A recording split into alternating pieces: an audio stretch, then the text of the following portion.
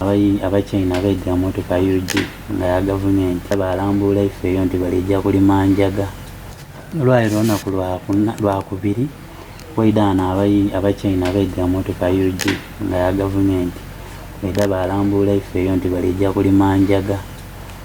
Naye baida bakaba bajamena n'ekyo ekizimbira batandika oleeta materials ediri awo.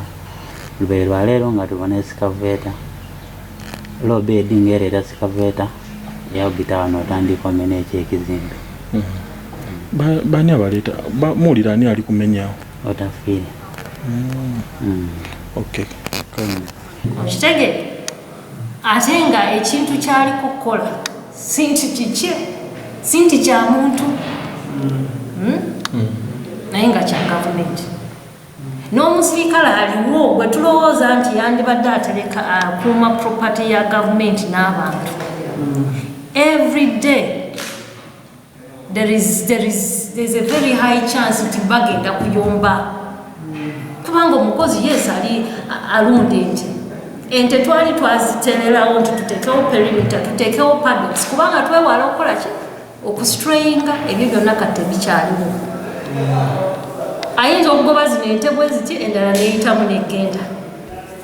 Kiraba kiki musaba gavumenti eveeyo etugambe bweba njeru stock farm tagenda kubeerawo kyekyo olwaleero okulaba abantu abazze ne excavator ne trucks bali mu kudemolishinga store enkadde eri wano ku farm kabagamba General Otafiire ekifo yakiwadde Abazungu era Abazungu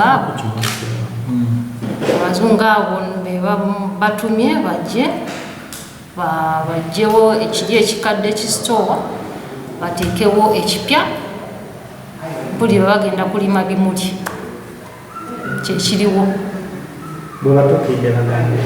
Bagambye Abazungu General be yawa ekifo be babagambye bajje bateeke the old structure down kubanga baagala kuzimba empya. Anti kati bagamba nti eyo yonna waabwe nti na wano office weeri waabwe nti naawe store weeri waabwe okitegeera. So kati bye bali mu kujja wano bali bitwala wali mu luguudo lwe baakola luli lwe bagradinga. Simanyi nakumanya simanyi kubanga alya on twawulira general alinawo acres 10 naye okusinziira ku estimate n'okulaba wano abantu bonna bwe batutte bwe bagamba nti waabwe currently wasuka mu eka 10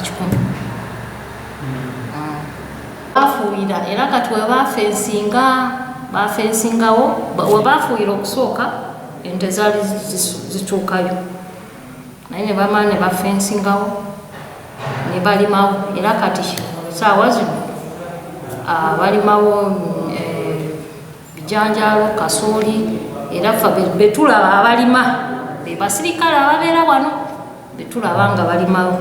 Nze nange simanyi naye kati ndowooza omugaso gwabwe gweko kati mbalabe bali active naye okumala okukuŋŋamba nti bano abasirikale babadde bakola kino na kino I cannot really send kino okujjako waliwo bano abasirikale bali mu sections nyingi kulira waliwo Air Force waliwo waki naye ziringa 3 kati waliwo bano abali in charge of those big guns bo bagamba surveillance they do surveillance of the bridge and since this place has a good view abo section eyo then wabeerawo section endala simanyi kyebakola kati right now kubenda abalima sisobola kugamba nti ono alimu eno section obaki simanyi nakumanya naye kyemmanyi nti okulima okuplantinga all these activities that are being done they're either done by the soldiers or they are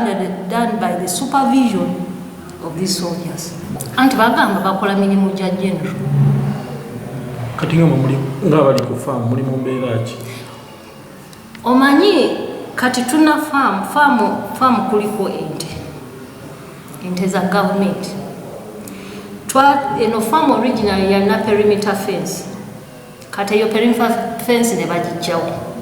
Ne bakola oluguudo lwabwe. Eno farm meaning it is accessible by anyone can enter, can come in or go out because it's not fenced. That's one.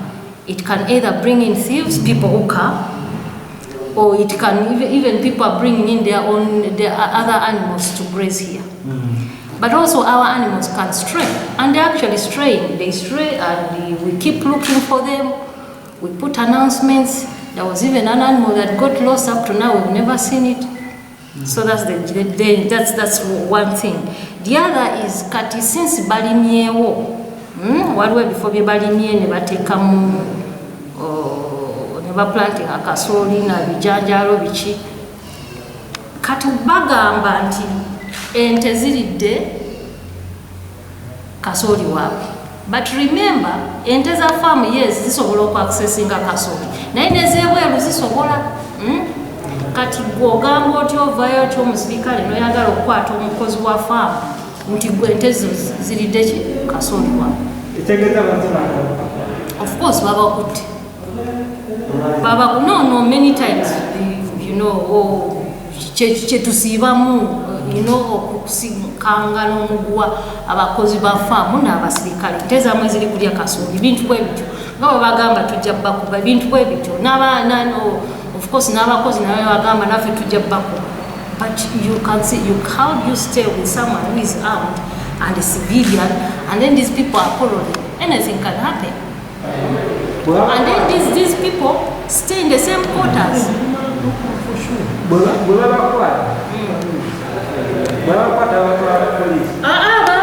Obuvuyo bubeeraawo somehow bukomaawo bwe butyo tebabatwala ku poliisi naye nga mulimu okukola ki okuyomba between abasirikale n'abakozi ate nga basula wamu because bano abasirikale basulamu the structures ezana Greek ezanjero stock farm abakozi mwe basula na basula mukozi atya for atya safety ye naye manya nti omukozi naye gye yava yajja kukola kufuna kasente kwebezaawo okiraba so mu bulungi singa wabaddewo engeri mazima n'omukozi yandirekedde n'agamba kangende naye kubanga omukozi naye anoonya ki so kyanaku nnyo nti okwonoona embeera gy'abeeramu gavumenti erina omuprotectinga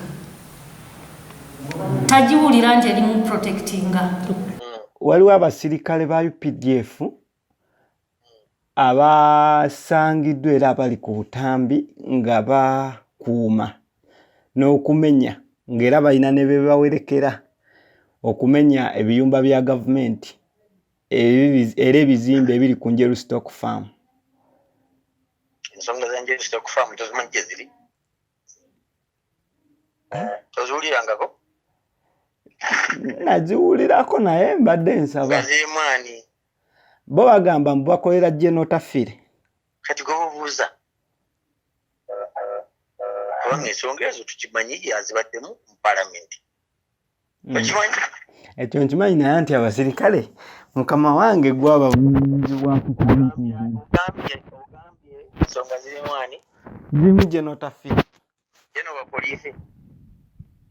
I wanted your clarity because listen. Yes, sir. There is no more stock farm. Everybody there is chasing the remnants of what was the stock farm. Mukasa himself, have chased away the so-called stock farm. Read the government surveyor's report concerning that stock farm. You can talk sense. Okay. And until you read it, you will be personally liable for defamation. Sorry, sir? Go look for the report of the government surveyor concerning Zero Stock Farm. Read it. Then you can talk sense.